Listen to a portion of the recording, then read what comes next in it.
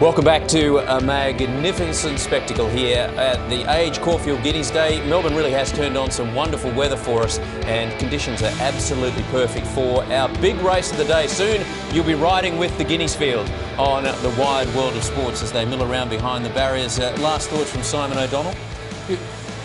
Classic mile race for 3-year-olds.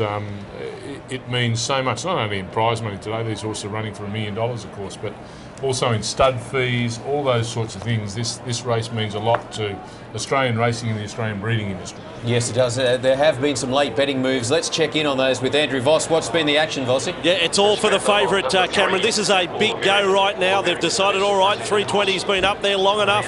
It is firming all the time. WhoBeGotYou, it's quite incredible in such a field of 16 runners to have something at $3.10. WhoBeGotYou, miles ahead of anything else in the betting here at Caulfield. All right, well, Mark Kavanagh did hint that he thought that a possible chink in the armour. He didn't declare this, but he said there's just that little doubt about the horse performing at Caulfield. He hasn't had the best of form here at this track, but it seems that the punters aren't concerned about that. And I talk about breeding. The other thing is that geldings obviously don't hand anything to the breeding industry because they can't go on and be size.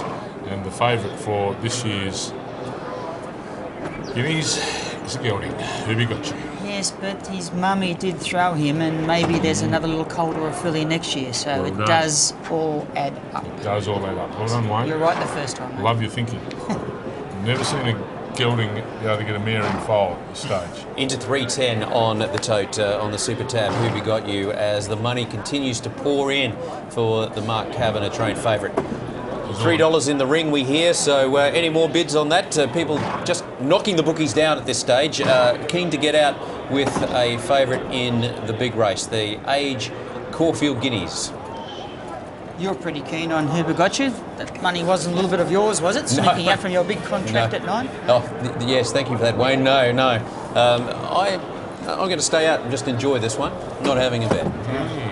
We'll be luck in running though. Big field with an evenly balanced group of horses, so luck in running. They seem to be set.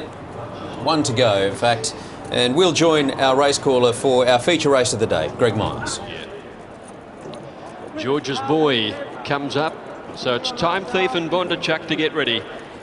Damien, who won this race on Centro many years ago, he's been runner-up 5 times since that lone victory, and he's on one of the outsiders, Bondarchuk, with an outside barrier to contend with also. So they're nearly ready. WhoBeGotYou, quite a dominant favourite for the race here. Michael Rott on board. He hasn't had a winner at Caulfield this season. A great one to break it in if he could. All set. Racing in the Guineas now.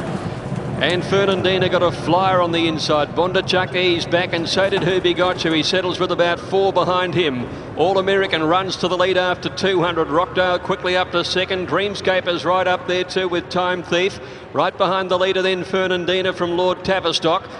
They're followed by Whitefriars going up about 6th on the outside, then WhoBeGotYou, and they're followed further back Dewporth between runners with Time Thief on his outside. 2 lengths Minnesota Shark about midfield over on the inside.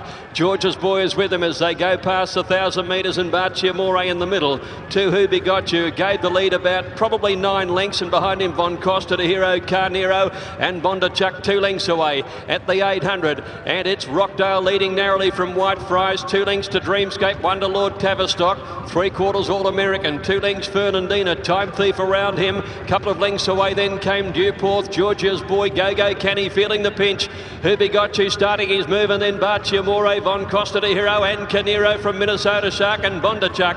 Rockdale led Lord Tavistock, Whitefriars and All American coming around the turn. Here comes WhoBeGotYou now. He's circling with Time Thief, and Dewporth running up into a pocket. Rockdale around the turn by 2 lengths. WhoBeGotYou starting to wind up, and Time Thief comes with him now. They're racing to the lead together, and then Von Costa to Hero. WhoBeGotYou got the upper hand though from Time Thief, and then Von Costa to Hero, but he is a star. WhoBeGotYou starting to gap them. Races away to win the Guineas by 3 lengths to Time Thief.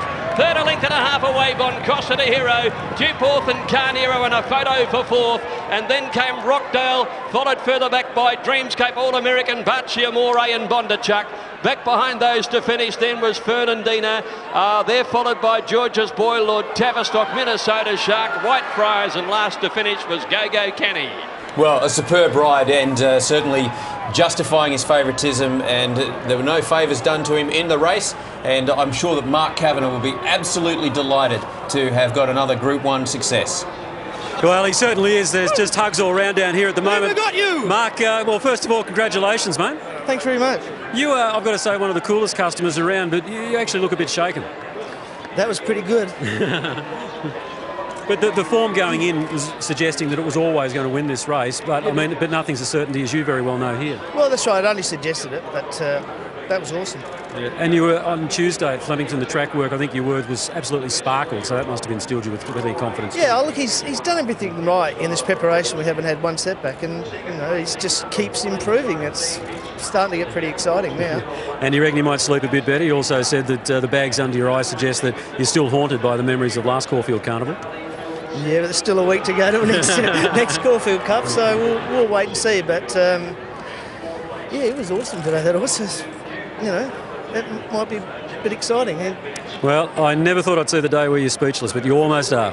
Nearly today. That was pretty good. All right, Claire, over to you. You've got the winning jock. Oh, we've got Michael Rod here. Cav's nearly speechless. What about you? I can make up for that. I'll help him out. No, Mark's done a great job with him, and you know, his foreman Merv Harvey and all his staff.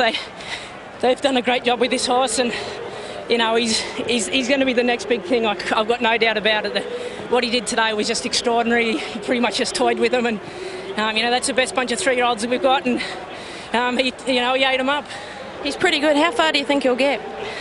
Off that, I think you stretch him out to the Derby and see how we go. I mean, you never know until you try him over it, but as long as he comes through it all right, that's one good thing about Mark. He'll wait and see how the horse pulls up before he makes any decision, and yeah, if he pulls up well, then onto the Derby. You've had a pretty good association with Mark too. Is it good to win a Group 1 for him?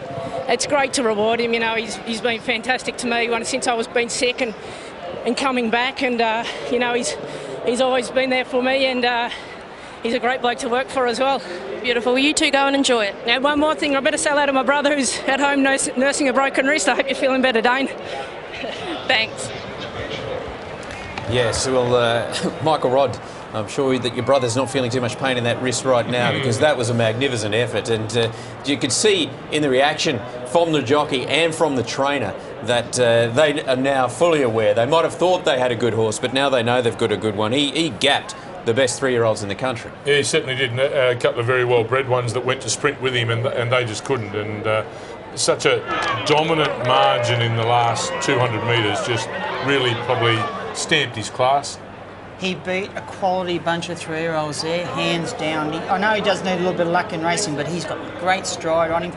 Them top 5 or 6 place getters there, all horses worth following, derbies and whatever coming up, as long as they don't run into this bloke. Yeah, he's going to be, I think the only thing, obviously, other than injury, that will slow him during this preparation is whether he can run the further trips. He gives every indication that he will. He's jumped from an awkward barrier today, he's taken a sit, he's travelled, he's made a long, sustained run and just absolutely made them eat his dust. All of which sounds like a horse just custom-made to win the Derby. Yeah, he's now we've heard a horse called Weekend Hustler.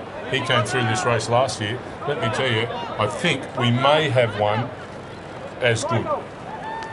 Yeah, he probably hasn't got that tactical speed that Weekend Hustler has, but I'll tell you what, there's a bit of speed in the race, and they went out with a set plan today, keep out of trouble, which is very hard to do in a big race. He set out the back, just tagged a couple of the better chances up into the race, and he just blew them away. Time Thief, I thought his run was exceptional to run second. He looked like he had the race won at the turn. This horse just blew him away.